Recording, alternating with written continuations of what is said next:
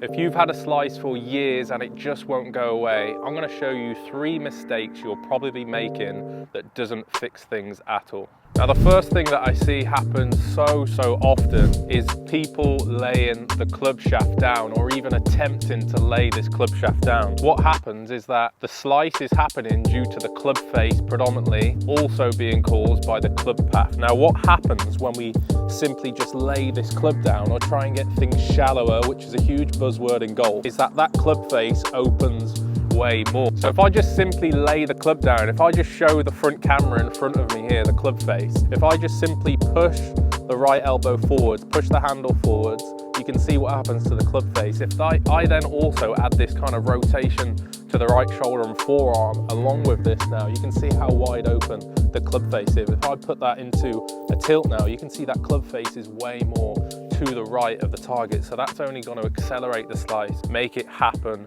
even more. We know that slicers generally will have the club path to the left, swing direction to the left. If you're then further opening this club face on the way down and thinking things are shallow, you're only going to make the slice much worse. The only thing that I would say, if you are trying to work things down and lay the club behind you, in theory it's correct because it might reduce how much the club actually swings to the left, but you've got to get this club face in place first before you even attempt to do so. Right, the second thing that I see people get wrong a lot, when in theory this one will work, but it's very much not what you think, move the ball position forward. So if I just simply move the golf ball position forward, people think that the toe is going to rotate a little bit more over the heel and the club face in theory will geometrically be a little bit more to the left. But what's happening also is that swing direction might move a little bit more to the left. If I had the ball position which is placed under the center of me, let's just define the sternum as the center of maybe the center hub of my body. As I move things way more further forwards, you can see naturally the shoulders are now pointing to the left. The hips have actually got to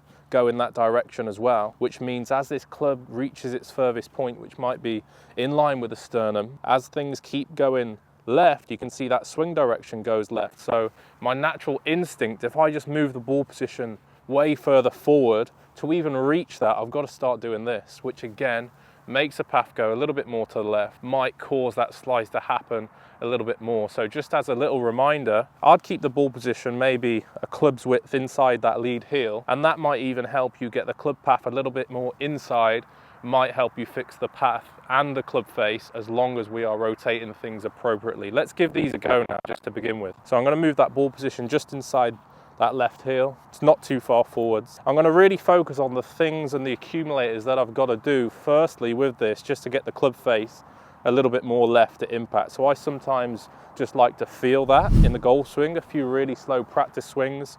You might just want to feel that even how the top of the golf swing might look. Is the club face this way? Is the club face this way? How is it working then? Because if we just fix things in a backswing, it's not always going to mean that we're going to cure that slice. So a little bit more rotation with that face.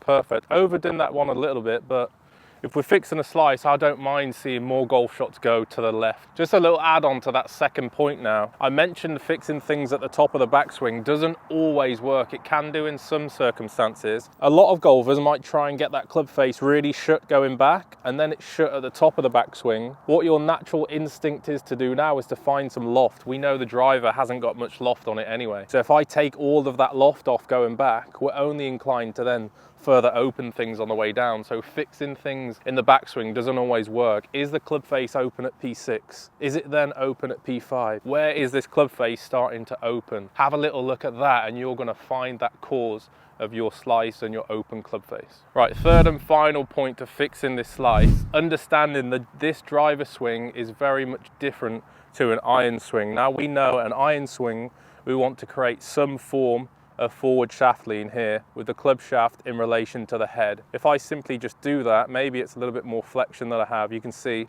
that club face is starting to open. The more I push that handle forwards, the more that club face is going to open. So it's really important, if you are doing this, you're probably looking at more of an iron characteristic than a driver characteristic. We need to make sure that as we release that golf club, there's two forms of the release. Is it this way? So is it under with that right arm that might feel the right hand is making that club accelerate Or is it this? Is it the club face twisting around the club shaft? If you can start to add a couple of those into this action, that's going to give you more powerful drives, because essentially you're de-lofting, but you're also twisting that club face. So you're then starting to fix the root cause, which is the club face. So maybe you might just try and feel, what are those two releases? Is it an under release where the loft might point to the sky and you'll feel that club face starts to accelerate past the hands? Or is it this one? Can you start to apply the two of those? That's a lovely feeling for me. Let's give this one a go.